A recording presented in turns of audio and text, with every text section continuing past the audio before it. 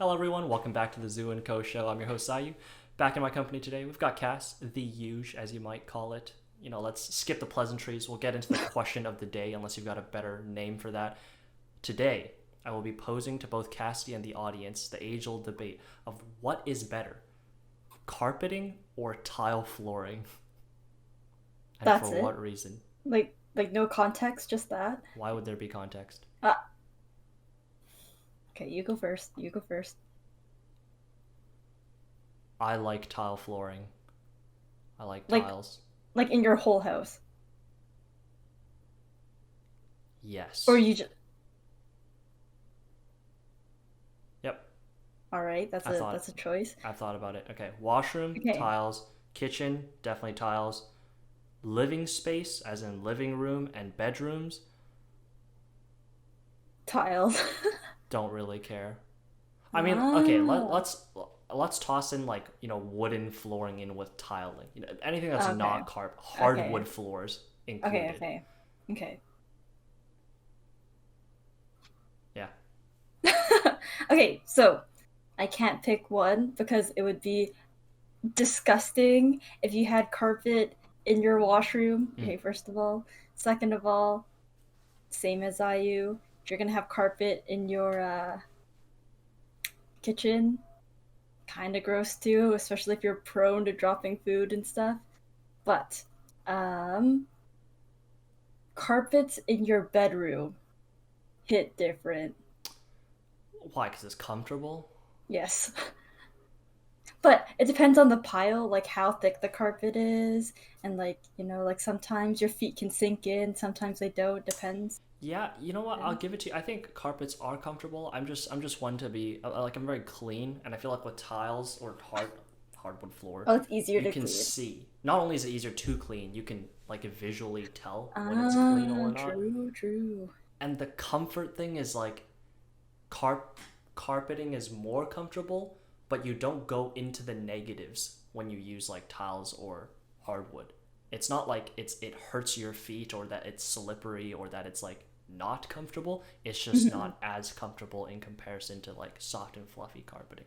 But I think the trade-off of ease of cleaning is just too great. That's my argument.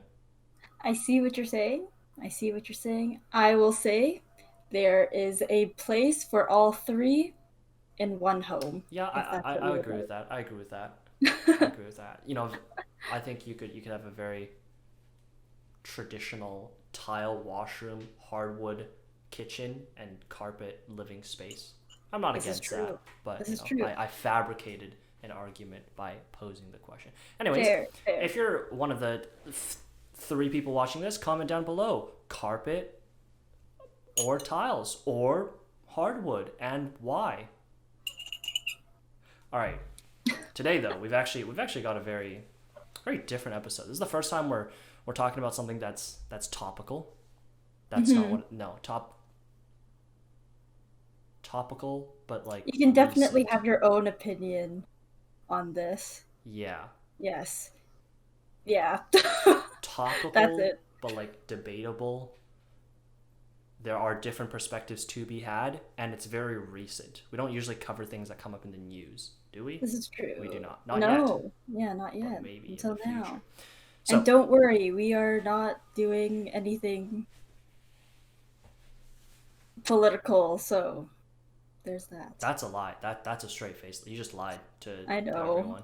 Actually, But it's not like what I'm trying to say is we could have an opinion we're on not gonna be this. we're not gonna be canceled just yet. It's nothing.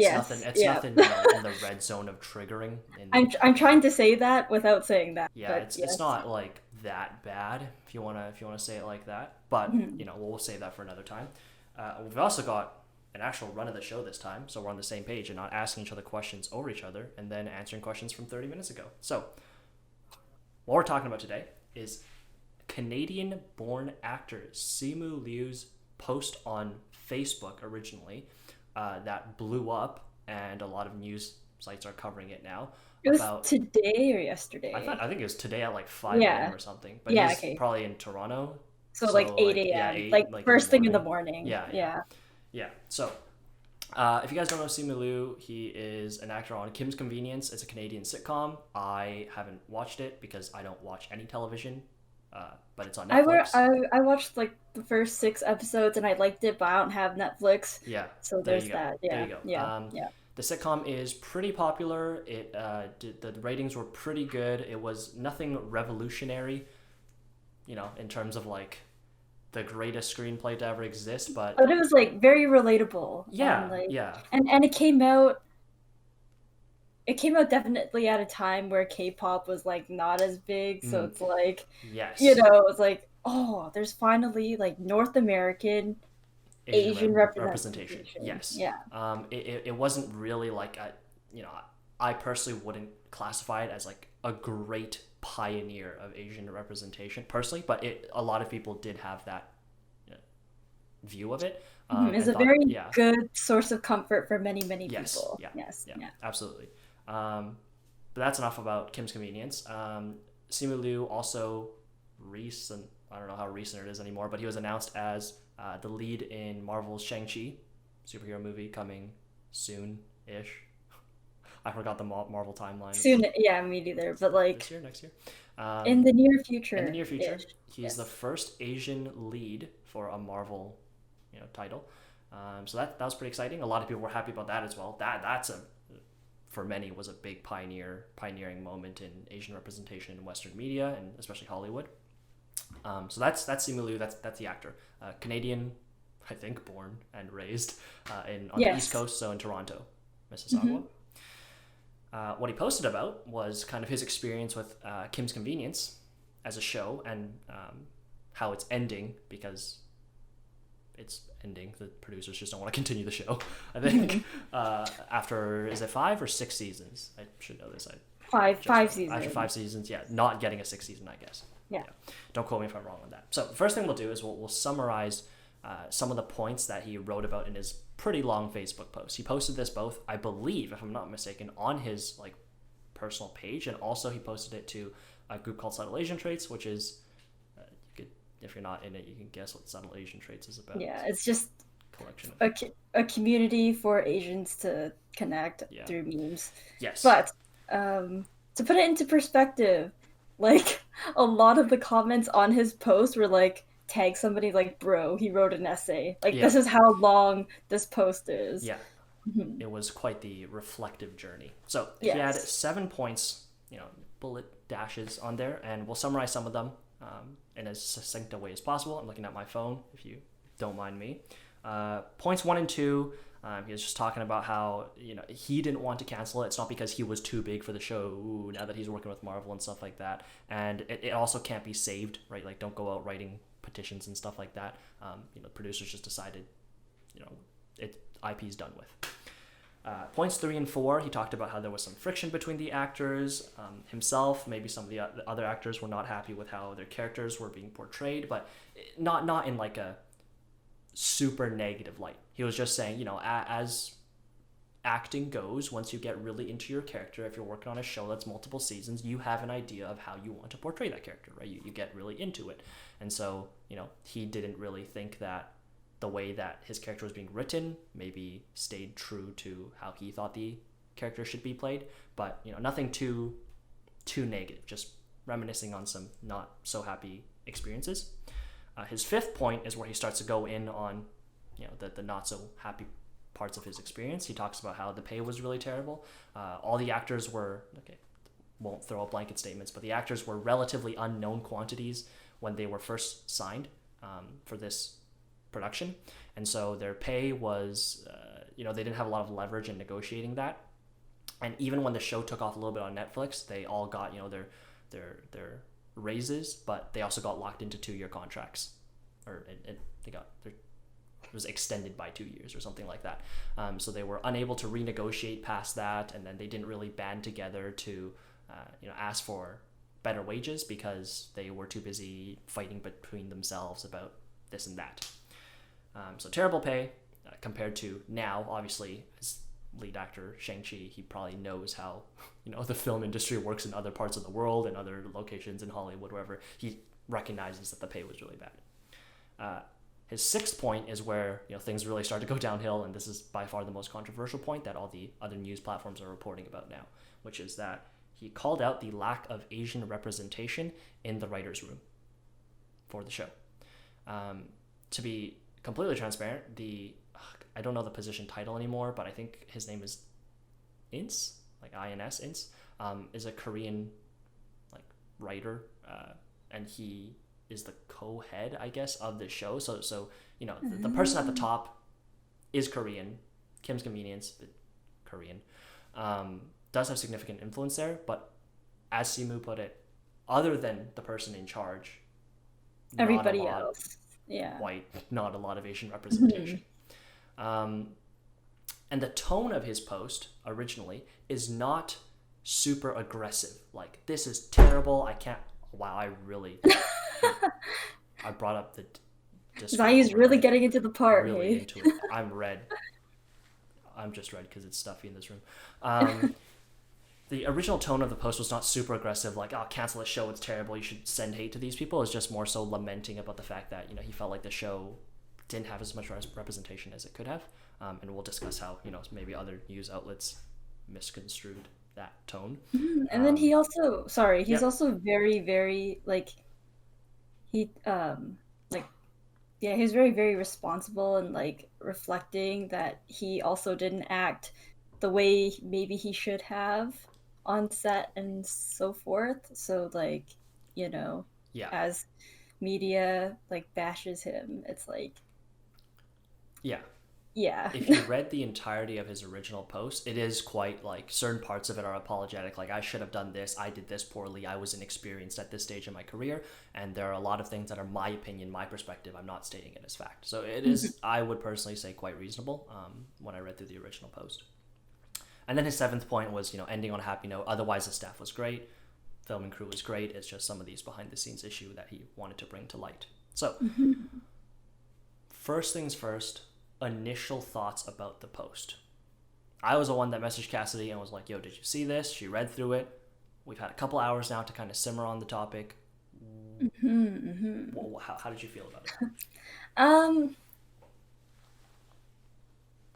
After reading it, I was like, ah, so that's what happened, obviously, because that's the point of that post. And then I was just like, even though I'm not an actor or actress, not even close, as a creative, I do really resonate and understand with the part where he was like, when you're an actor, you get attached. He didn't say this, but like, I would assume this is like this for a lot of people. You get attached to the person you're Yeah, portraying, that was right? heavily implied.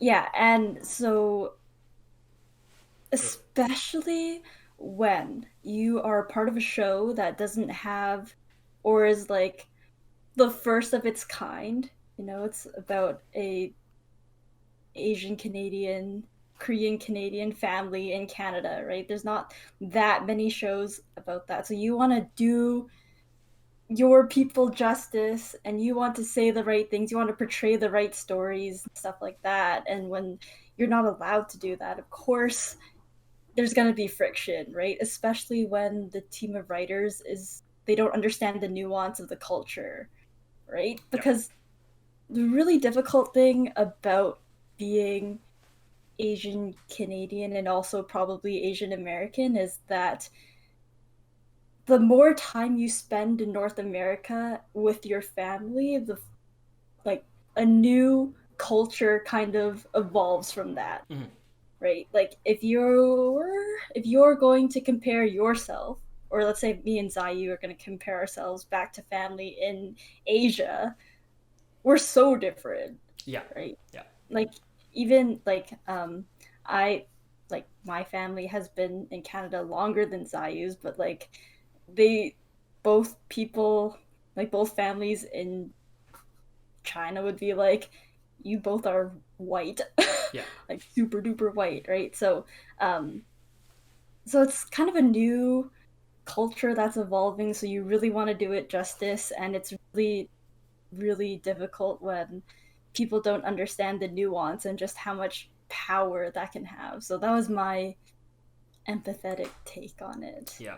Yeah. For me, I won't delve too deep into my like opinions necessarily on the post itself, because we're going to be doing a section right after this, and you will hear some of our opinions on it to great lengths. But my initial reaction was actually, I want to say, very muted, because of in the current climate, especially right now when we're recording this, it's the peak of Asian hate and Stop Asian Hate in response to that all over North America, in the States, Maybe but also in even Canada. some places in Europe, Oh yeah. even. Oh Yeah. well. Yeah. Stop Asian Hate all around the world.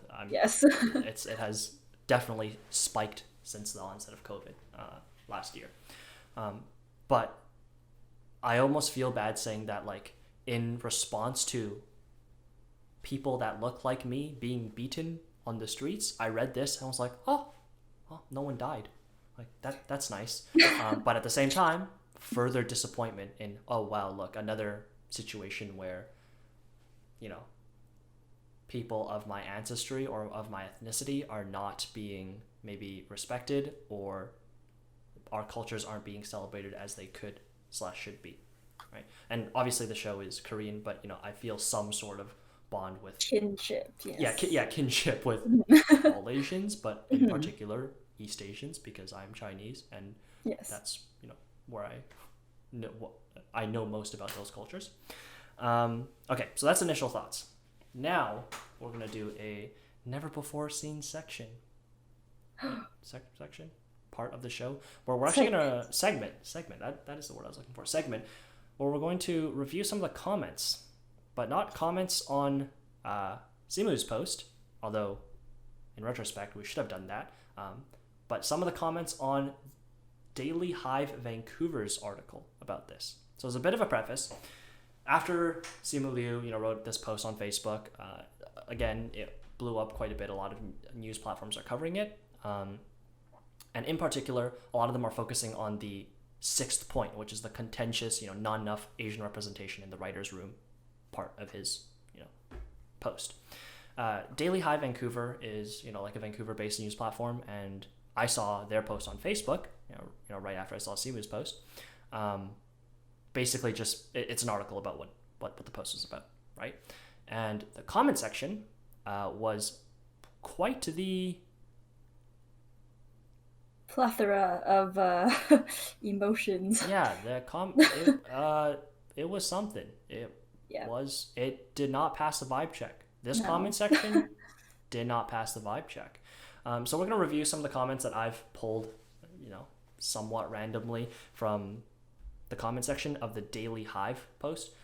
Because to be completely honest, the original post from Simu, I saw it first not on his page but on the Sell Asian Trades page, and a lot of the top comments there are, in support of what he said, because we all share the same or similar ethnicities, like heritage, lived experiences, stuff like that. So a lot of the comments were, understanding, maybe some differing opinions, but very polite, respectful, stuff like that. Yes, or very empathetic, like Yeah, I very empathetic. understand. Yeah. Yeah, I don't Yeah. agree about this aspect of the show being like this, but hey, I empathize with your experiences, right, as an Yeah. actor. The Daily Hive one was, Not just not. the demographic was just anyone living in Vancouver, so, plenty of people who are not Asian were commenting on that one. So we kind of got to see the stark contrast in opinions. So that's where we want to start discussing some of the opinions that came out in that shit show of a comment section. First one, I'll read out. Cancel culture at its finest. A good writer is a good writer regardless of his, her, their status and color. Talent is talent. Sorry. Terrible punctuation. Bad grammar, Yeah, yeah. bad grammar in this Facebook comment section. So Where it would says, the show be without those same writers who made it funny and successful? Thoughts? so, of course, first of all, handing it to the writers who did work on it. They were successful, obviously, Yeah. right? Like, For sure. yeah, I laughed at it. People laughed at it. It's fine. That's the whole point, right? It's a sitcom. However, as I was saying before, like, there's so much nuance in Asian culture. Like any culture, of course, there's like things that each culture does that like no one else is going to understand, right? So in that regard, like when you're piloting, or I guess when you're writing for a um, TV show that revolves around a family of a minority, there's so many things you have to step around, right? Like, um, and if you don't have firsthand experience in the struggle, you're not really going to understand why we do certain things, Yeah. right? Like for example, like a joke that we always joke about. I don't know if this was in the show because I didn't watch it, obviously. But one thing that a lot of people joke about is like Asians being cheap, right? Or like specifically Chinese people. And then like even in subtle Asian traits, it's it's funny. It's we'll always laugh about how like, oh, our grandparents, they always saved like plastic bags, and then now we just adopted the same thing. It's just like it's not a bad habit, it's just a It's random just one a that we, habit. yeah, it's just a habit that It's a we neutral habit. adopted. Neutral Yeah. traits. But then if we think back to why they might have done it, it's probably because like a, of course, saves money, right? Like um their struggle at the time was much more difficult. It was probably a lot harder to get jobs for them. Racism in the workplace was probably like 10 times more Oh yeah. strong, right? It's harder to get a job and everything like that. So if you take it into perspective, like if you make that joke and you don't understand where it comes from, even though we ourselves find it funny, it's still a bit insensitive, Yeah.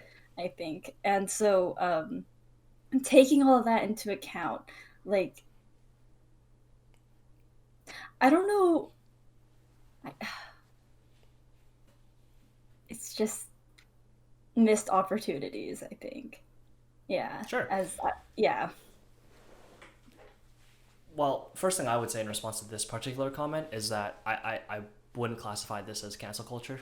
I don't think Simu Liu was trying to cancel anyone. In fact, again, if you read the tone of the original post, it's very much not aggressive as much as it's reminiscent and melancholic. It's just sad. It's lamenting about things that could have gone differently, could have gone better. Um, but this comment about a good writer is a good writer, regardless of color, talent is talent. This is actually one of many, many comments in the Daily Hive comment section that talks about, oh, don't we live in a meritocracy? Like, what? Excuse me, why is color even, an issue? Something like that. I believe there's like a comment that word for word says, why is color even an issue? Something like that. Why is race even an issue? And you can clearly tell a lot of people their first line of defense when they think about Simu Liu's post is, why did it matter? Why was it even a factor of consideration that you need more Asian representation? And that idea I inherently take issue with. Like, I think it's very naive and or short-sighted and or dumb to think that someone who has not lived in Korea for an extended period of time would write a show about Koreans the same way as someone who has lived in Korea for an extended period of time. Right?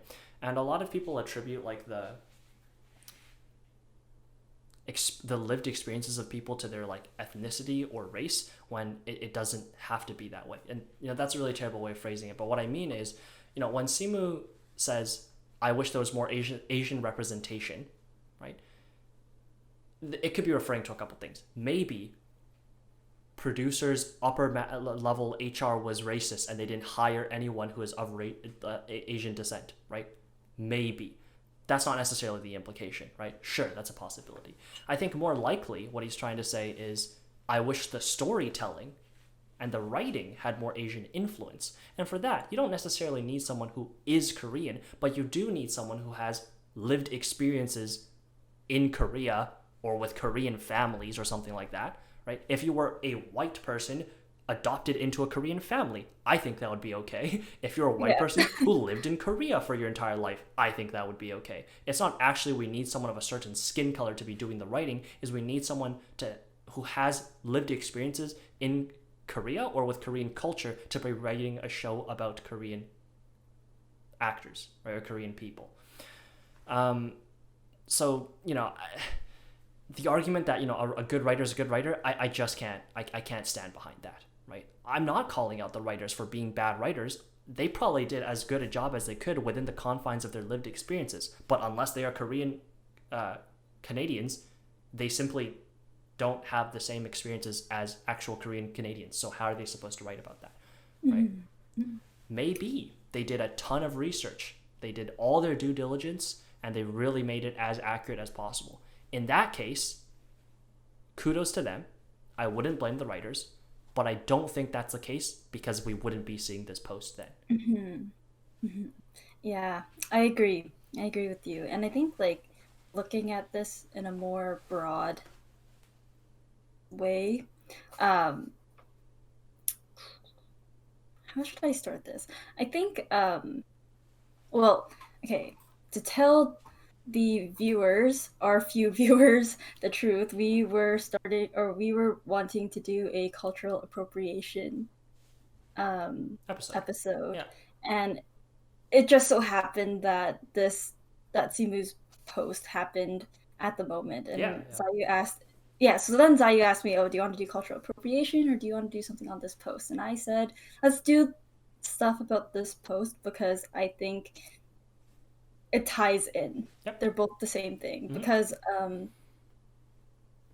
the when we think about cultural appropriation, our first thoughts are probably and most definitely clothing, hairstyles, etc., stuff Food. like that, stuff that we can see. However, I think this is a really, really good example of intellectual property getting appropriated. Mm-hmm. Now, what I mean is that, as we know and can assume, like the higher ups of the production are most likely white. Sure. Probably, Yeah. right? At least the writers and that and so forth, right? I just can't help but think that like at the moment, yes, we as minorities, not just Asians, but like black people as well, and maybe some other ethnicities that are getting Hispanic. more, yeah, Hispanic and etc. Like we are finally getting more representation. However, I think a lot of it is just probably face value. Mm-hmm.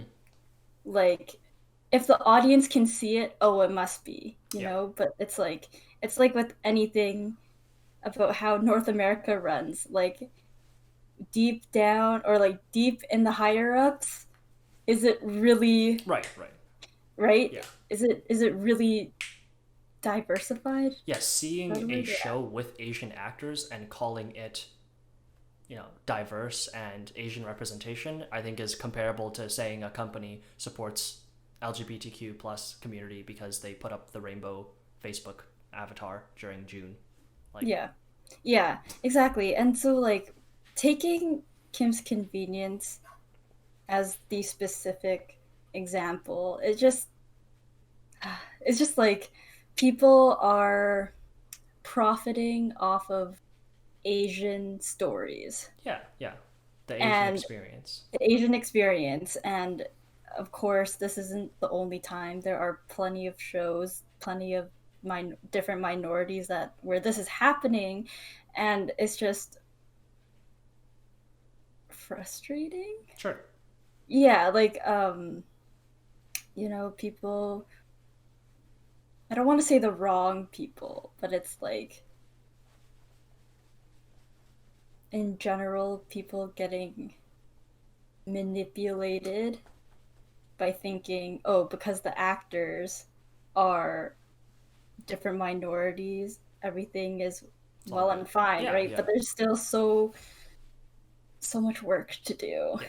Yeah. Even if you take race out of it, I think you can summarize it as, it's a little bit frustrating seeing someone profit off of your story and your lived experiences, no matter what the situation, right? If I do something and someone else is like, "Wow, what a great story. Let me take that and write a story about it. Let me write a novel about it. Let me make a YouTube channel about it. Let me make a movie about it." And it's about you, but they don't consult you as at all. They just take your story and what you did and make a independent title with it and it becomes successful. That's a little bit frustrating, right? But not to spend too long on the first comment, we'll move on to the next one. This comment says, "And where would he be if not for those same writers?" And there were actually quite a few comments, revolving around this kind of idea as well, of like, don't bite the hand that feeds you. Wow, funny how the complaining starts once the paychecks stop rolling in, like stuff like that. What are your thoughts on that? Um, okay, don't get me wrong. I can definitely see where whoever wrote the comment, I can see where they're coming from. Do I agree with it? No. But to like add on to the whole perspective, like people are trying to make the show better, right? And it's coming from a good place. Yeah. And so like before you write comments like that, like try to, think about both sides Yeah. type of thing. You know what? I'm not going Cass's route of good cop. I'm gonna blast it. I don't think this makes Yeah, any sense. no.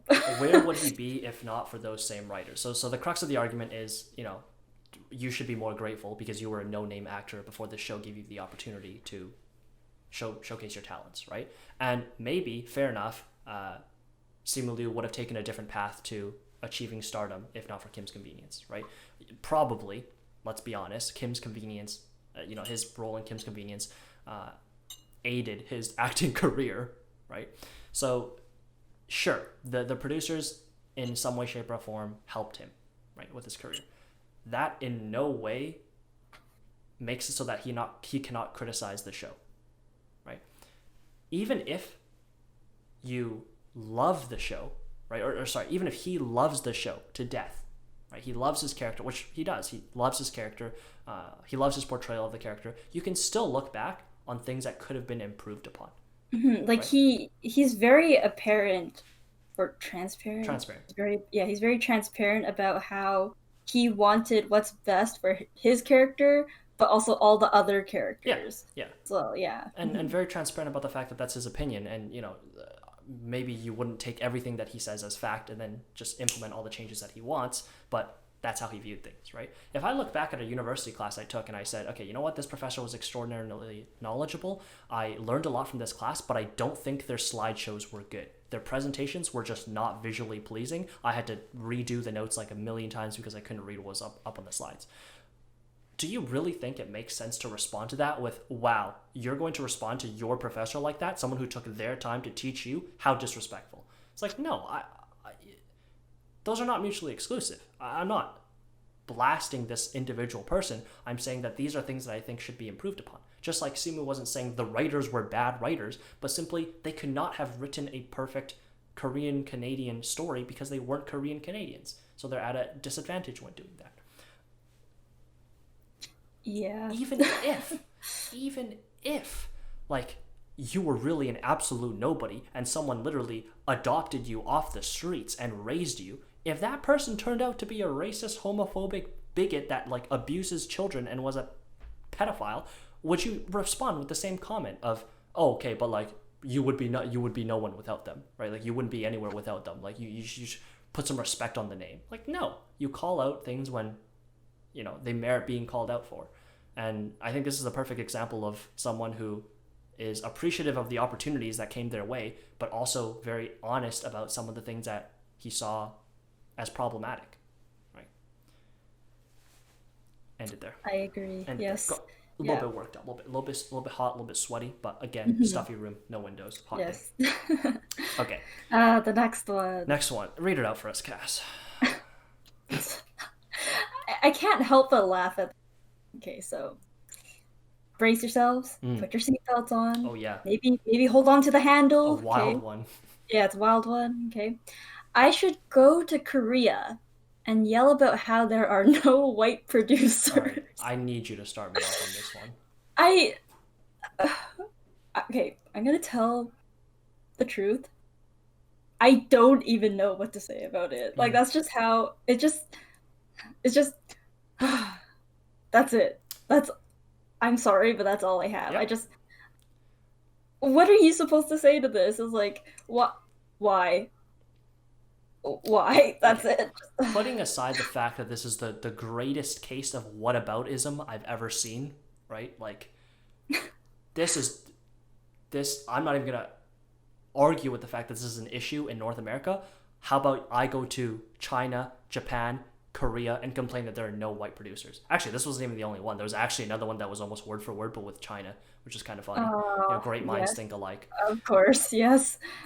There are a couple ways that you can approach this. I saw one of the replies to this comment. I'm not sure if I'll put the reply up, but was talking about how, like, proportional representation, about 17.7, like 18% of Canadian, I think, the Canadian population is Asian.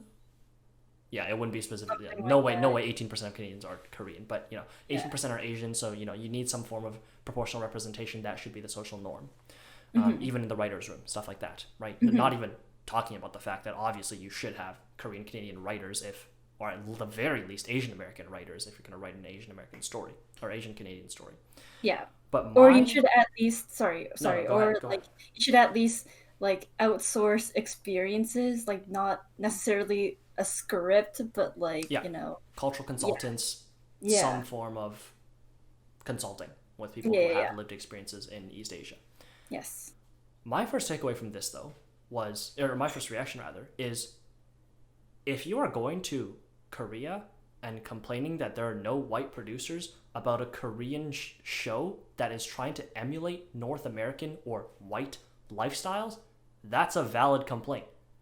If you went to Korea and they were trying to make a show pass off as Canadian and they were using all white actors and actresses and it was terribly written because it has a Korean perspective of how Canadian life should be, I think it's a valid complaint to say that there was no white consultation or North American consultation on how that show should have looked, right? Yes. And at Yes. that Like if point, they, yeah, no, sorry, continue, continue. like in a for my visual people out there, because I am one of you guys, it's like if a I don't know, since we're using Korea as an example, if a director, script writer, all those people wanted to make a Victorian or something set in the Victorian era, and then they didn't consult anybody or any experts or anything.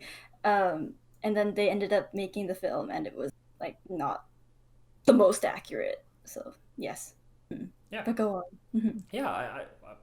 We're not even getting to the fact that I think films that are not historically accurate are often called out for that flaw. But I think it's a completely legitimate criticism to say that if a show was produced in Korea and it was passing off as Canadian with all Canadian, or we'll say white actors passing off as North American, you get the point. But it was terribly written. I would say that you should have had some white producers, right?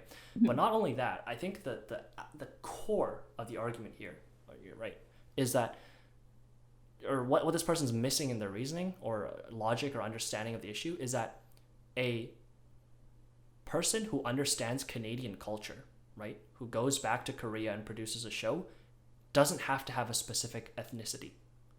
You could have a Korean person who lived in Canada for an extended period of time and goes back and produces a Korean show about Canadian life, right, to help them consult and make sure that it's as accurate as it can be. Going the other way around, though, it's a little bit different. Not because you need someone who's Korean to come out of Korea. You can have someone from any race to come out of Korea as long as they've lived there for an extended period of time and can attest to Korean lifestyle, right, and consult for the show. But Korea's current demographics, right, in terms of minorities, social demographics, racial demographics, stuff like that, compared to Canada's demographics in terms of the amount of Asians in Canada, the amount of black people in Canada, the amount of Latinos in Canada, stuff like that, incomparable, right? You can go to Korea and complain that there were no white producers in a show that's passing off as white. But that wouldn't make sense because you wouldn't need someone who looks white to tell you about Canadian or American culture. You can have an Asian American or an Asian Canadian tell you about that. Right? You can have a Black American tell you about American culture.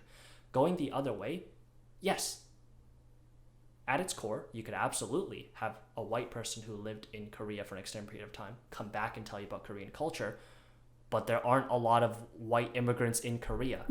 It's not known for it. I'm sure there are still thousands and thousands of them, but it's not nearly as common. So the comparison kind of falls apart there. That's what I think.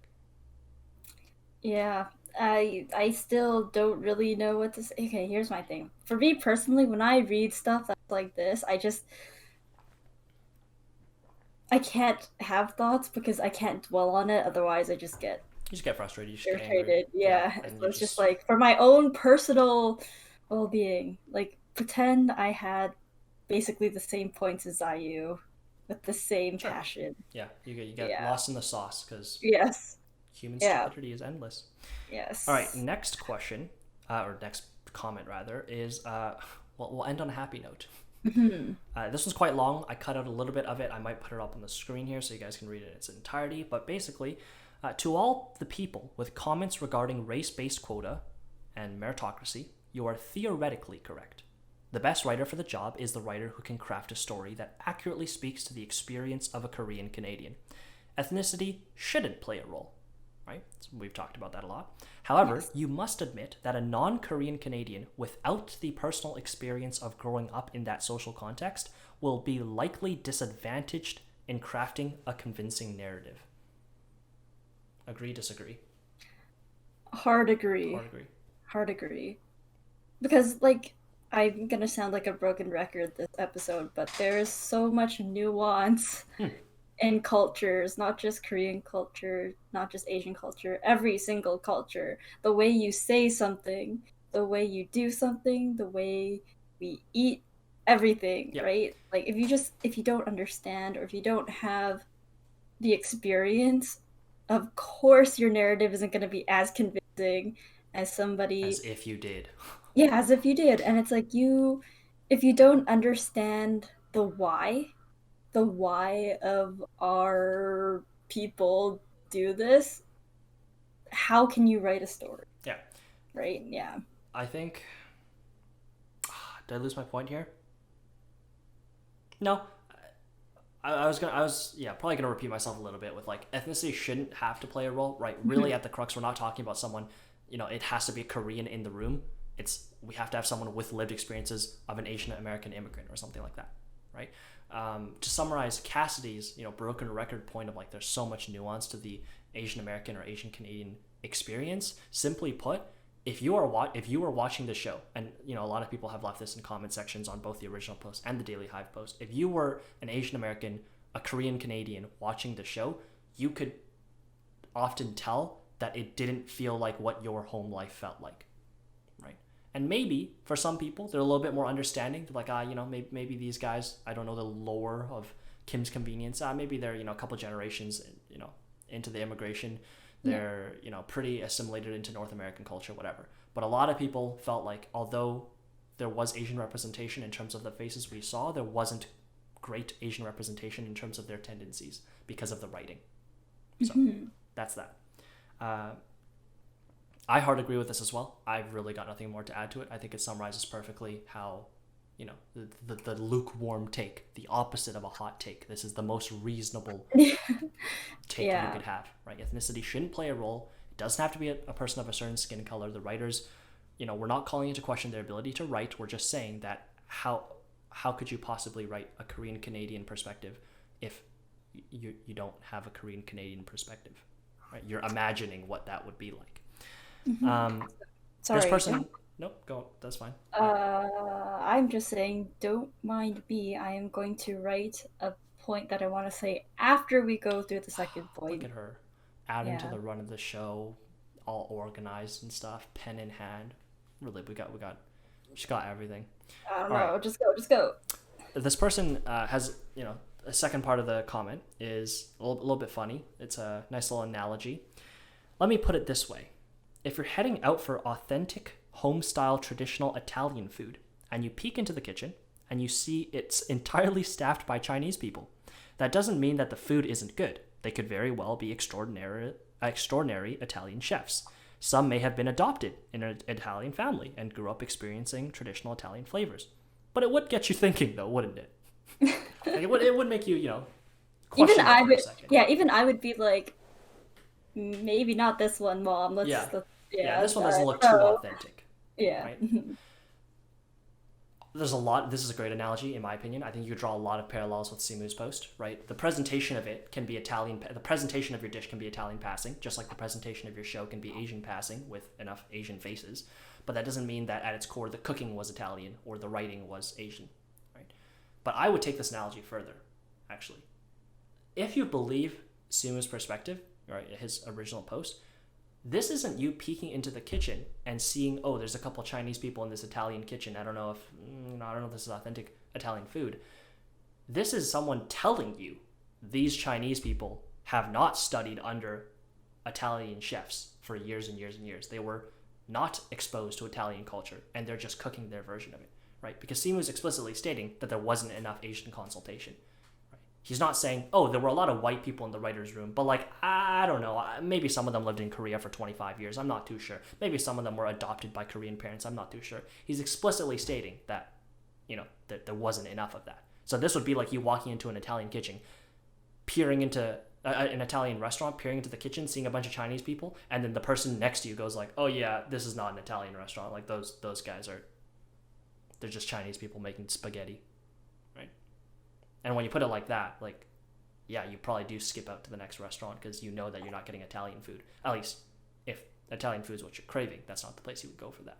Yes, yes. Any final thoughts on the last comment here? Um, I just think it's funny. I just want to make a point. Like, if I saw Chinese people running an Italian kitchen, even I would be like, maybe next time when I'm feeling a little more adventurous, let's just go to the next place, right? Yeah, like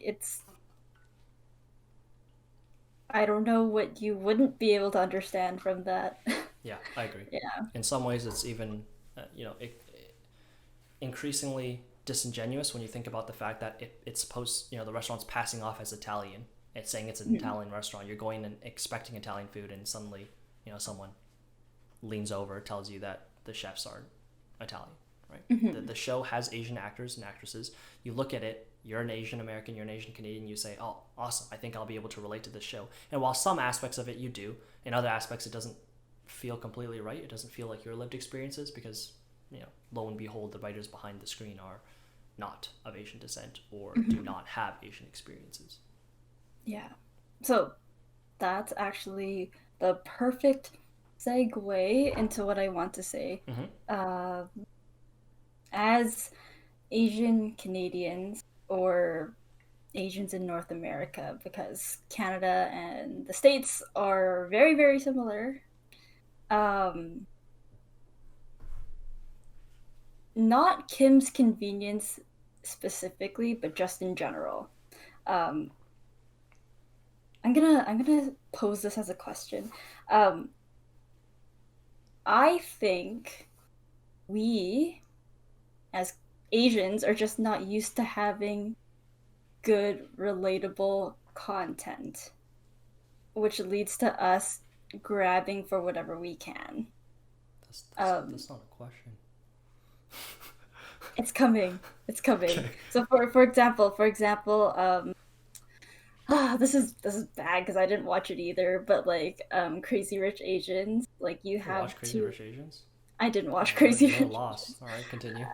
Okay, so there's two sides to it, and it's very apparent online. Some people really really like it. Some people, yes. Yeah, some people really dislike it. On the dislike side, it's because it's just not relatable for most people. Yeah. Sure. Yeah, so it's like that type of thing. And then other people on the who really really like it, a lot of them do agree that like a lot of it isn't relatable, but hey, at least we're getting representation. Yeah. Right? And so just say, are we settling for less? Are we settling for whatever we can get our hands on? Yeah. Is it like when we celebrate all of these, or like if we were to celebrate like Crazy Rich Asians, right? Um, with both arguments, you know, and when we can all agree that, hey, maybe it's not the best representation of Asian, but hey, at least we got one, right? Yeah. Are we like this because we're used to being misunderstood all the time, right? Or are we just used to like not that Yep. Crazy Rich Asians is like this, but like are we used to half-ass story representation and then we'll just take what we get, right? Like, I'm gonna go do we ahead want with more? a very cold take. I'm just gonna say yes. Yeah. Simply yes. And actually, I think that extends beyond just Asians in North America. I think if you even think of, let's take Black Panther as an example. Actually, a very good example. Pioneer in terms of black representation in, well, it was Chadwick Boseman, rest in peace, Mm-hmm. the first lead African American lead in a Marvel movie. Okay, I think he I was, think unless you so. count Blade, which was before the MCU. So for any diehard MC, like Marvel comics fans, yes, I know Blade existed, but Mhm. I definitely in the mainstream, Black Panther, pioneer in terms of representation. Yes. Mhm. That's not For the how, new for age. the new Yeah. age, for sure, Yeah. right? Yeah. In mainstream media, Hmm. that's not how Africans really live. I'm not sure if you guys know that, but Hmm. Wakanda's not actually an accurate depiction of all African countries. But, nevertheless, it was still thought to be a big step in Hmm. representation because the lead and almost the entire cast was If black. not the entire cast, Well, yeah, yeah. there was the Was there? I forgot the dude's name. I haven't watched the movie in a while, but yeah, You like 90%. yeah, Yeah. 95%. Oh, well, the main villain. Okay, Killmonger's the main villain. Claw, not black. The Hmm. agent whose name escapes me currently, dude who gets shrapnel in him, has to be taken to Wakanda to have it removed. Not black, but you get the point. Yes. Oh Okay, yeah, moving on. the Moving shield on. dude. Anyways, Yeah, moving on. yeah, yeah. With Crazy Rich Asians, yeah, I remember the debacle over that as well. A lot of people saying like, okay, this movie like romanticizes Crazy Rich Asians when in reality they're like snobby Chinese people who come and like raise the property values Uh, in Vancouver. And there is some truth to that in yeah. the sense that obviously not all Crazy Rich Asians are good looking Singaporean people. Like Yeah. no shit. With sexy accents. Yeah, Yeah. yeah, with sexy accents, makeup on 24/7. But that it's something. It put Yeah. Asians in the spotlight. Hmm. Big fan of Astrid. And also, like, we didn't have like crazy buck teeth and like the one Yeah, braided yeah, ponytail, so and that's yeah, cool, right? yeah. Yeah. At the very least, it wasn't a character. It Yes. wasn't an offensive depiction of Asians, so that's nice. Love that. Not Hmm. used to that. Um, However, I think Castle's getting to this, and I'll preemptively respond to it. I don't think it's a bad thing to settle for less, or not settle for less, but settle for what you're getting, right? Hmm. As long as you continue the progression towards more Asian representation and diversity in film and media, I don't think there's any problem with being happy that you got some Asian representation, even if it wasn't perfect Asian representation. Let's be honest, we're Yeah. still quite a ways off from that, right? Hmm. But I'm not going to wait until the day where we have a big Asian cast, Asian writers' room, Asian, you know, everything in order to finally say, oh yeah, I'm proud of this movie that came out, that became popular. Right? Crazy Hmm. Rich Asians, a lot of Asians in the limelight, great for their acting careers, great in terms of visual representation, right? The faces you see on the screens, right? Um, Kim's Convenience, same thing. Maybe the writing, we could do with a little bit more Asian consultation, East Asian consultation in the future, but that's something going forward. I Hmm. think those are not mutually exclusive ideas. You can be happy with what you've had so far or the improvements we've made so far. Hmm. Yeah. So I agree. with everything that Zayu said. Now, just to play devil's advocate, somebody might say, why don't you just go back to Asia if you want an all Asian, you know, Mm. cast and crew, uh like let's say for example you're a writer, right, for movies. You want to talk about your story specifically, right? Obviously we grew up here basically, right? And you want the correct representation, as you should, right? And then somebody goes, well, if you want so many Asians, or if you want everybody Asian, just go to China and do it, right? The Again, I think like the problem is that North America is so diverse, Mm-hmm. right? And like I've said this so many times, but it's like you can't. Okay, I'm gonna say this: like living in North America is a right, and the shared experiences with people of different ethnicities. Like even though I went to a predominantly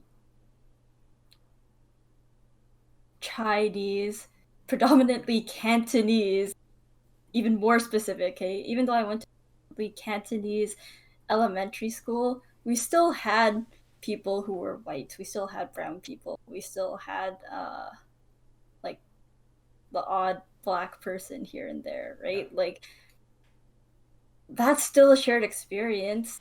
That's Yeah, you're still like at the very least seeing people who look different from you, right? Yeah. Like in places like China, Korea, Japan, it's not nearly as Yeah. diverse, right? Maybe you're a Chinese person living in Japan, but like you kind of look the same. At least you have black hair and like a more pale complexion, Yeah. right? Like the differences aren't as stark in most countries outside of North America. So, right?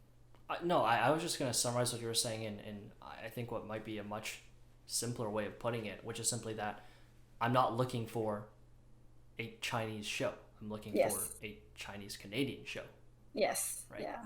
Or a Chinese American show. Not specifically Kim's Convenience anymore, but if I'm looking for Asian representation in Western media, I'm specifically looking for Asian American representation in American media, not a Chinese film. Because I could go and watch a Chinese film if I wanted to do that, but that's not what I'm looking for because I'm not a Chinese person that was born and raised in China, right? I was born in China. I came to Canada when I was very young, and I'm looking for something relatable that is, going to speak to my experiences as an immigrant, right? Or for my future children, like second, third generation immigrants, right? That's what they're looking for. They're not looking for something that's fully Chinese, born and raised in China, because that's not their lived experiences either, right? So what Mm-hmm, Cass is mm-hmm. kind of getting to is, I'm not looking for someone from China because their perspective wouldn't encapsulate what my lived experiences have been like either. Their perspective would be different. It would be more Chinese.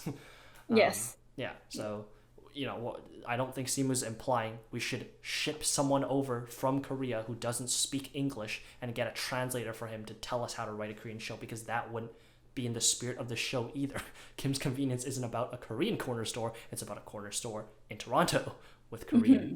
people. People, Yeah. yes. Yeah. Yes. 100% correct.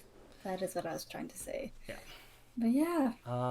We'll do like the final topic very very quickly. We kind of skimmed over it earlier because Cass took us on a wonderful little tangent. Thank you for that. The last thing I wanted to talk about is going back to like the Daily Hive comments and stuff like that. Mm-hmm. Just a quick comment on how did it feel seeing those comments. And I'll Mm-hmm. go first this time. I'll save Cass. She already knows what I'm going to say, which is that it was very saddening, to be honest, to see those comments.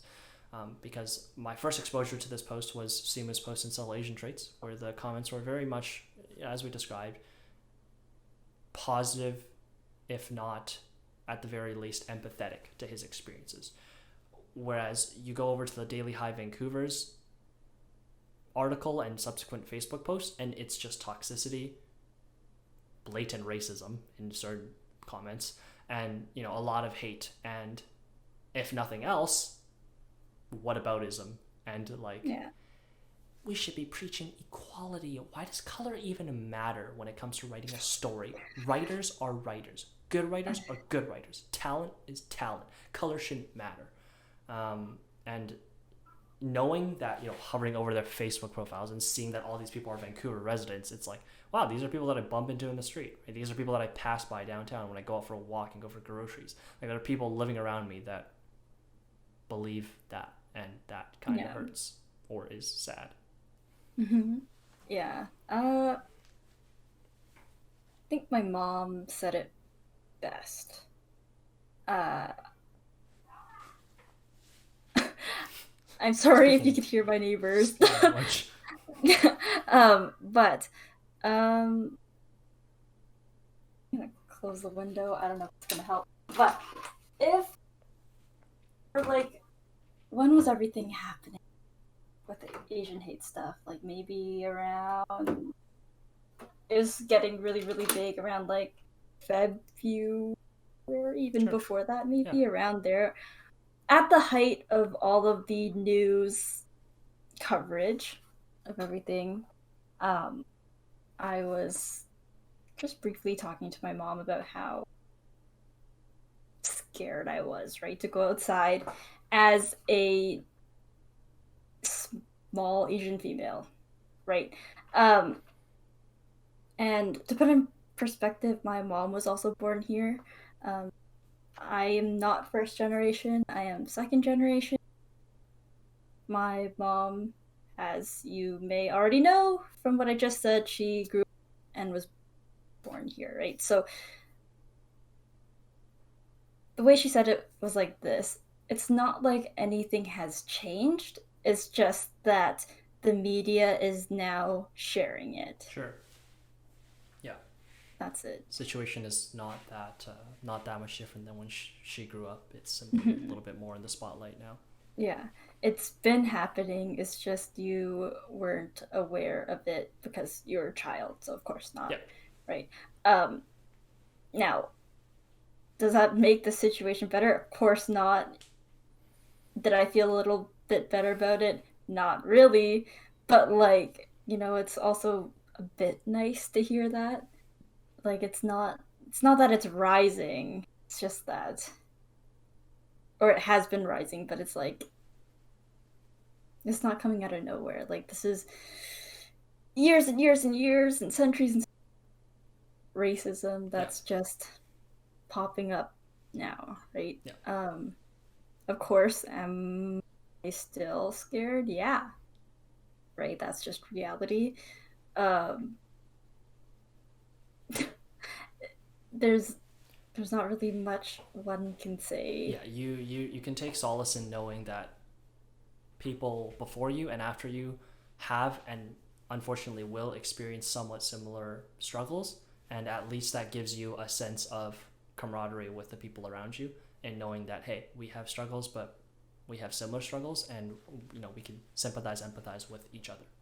Hmm. That is not a happy thought that your parents experience the same amount of racism and your children might experience a similar level of racism, but at the very least, don't take you know don't take away from me the fact that I can share those experiences with those people and find safety in their you know shared experiences. Hmm. Yeah. So, not that I want to take away from this topic, but I might be opening a bit of a can of worms. Um,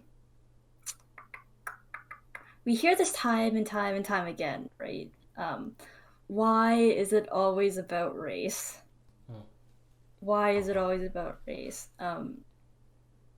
And I've been thinking about this since like 2018 when so in high school I took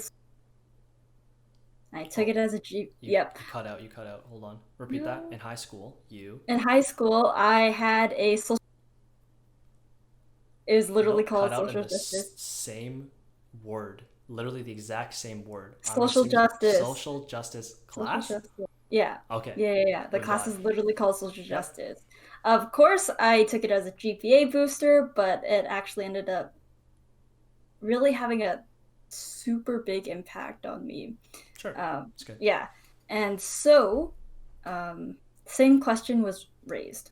Like, why in North America? Why is everything about race? Mm-hmm. Right? And then he kind of left it off at that because as a white male teacher, he's not going to define it for us, right? That would be wrong. And second, again, my high school was mostly East Asian and East Indian. So of course he's not going to, you know, define that answer for us, Mm. right? And then we never really revisited that. He would remind us to think about it, but never revisited it in a discussion because that's for an 18-year-old, that's a lot Yep, to think about yep, if you're choosing to think about. yep. Yeah. Now that I'm a bit older, I'm not going to go into my whole breakdown of it, but it's like when you live in a society that was built on the exploitation of others, that's why it's always going to be about Yeah, race. it's Yeah. surprising that it's taken this long for it to come back to bite you. Hmm. Yeah. Yeah. So Okay. it's like my challenge to the viewers, you should think about that. And you're not going to have an answer right away. Maybe you do, but like you're not, you should maybe try to define that as people who probably live in North America because I think it is important for Hmm. how we see our surroundings. Yeah. And that sounds like a pretty good way to close it off. That's all the topics we're going to go through today. I will, resonate with, sorry, what Cass said resonated with me, but I will echo what she is saying to you, the viewer, which is put some time into thinking about, why is everything always about race? How does my race and the race of, the race and ethnicities of those around me and my community play into how certain issues are tackled, how I view certain things, certain topical things like this post by Simu Liu. Right? It wasn't entirely about race. It was also about terrible pay conditions and the direct creative direction of Kim's Convenience as a show. But people made it about race, and that's the biggest talking point now. So put some thought into that. I hope that you found our Or discussion. like why people made it all about race. Yeah, and Yeah. why was that the takeaway for a lot of people, and why was that the triggering point for a lot of people? Why did your attention immediately get drawn to the race issue in his post? Mm-hmm. Um, like, comment, subscribe, the huge. Don't have an Yes. outro. Actually, I'm working on one, but it's coming. Actually, I got a banger of a closer. I got All something right. humorous for you guys. So look forward to that coming in a future episode. We'll see you next time when we talk about. I'm just kidding. We don't decide ahead of time what we talk about. Let's be honest here. See you. Nope. Bye.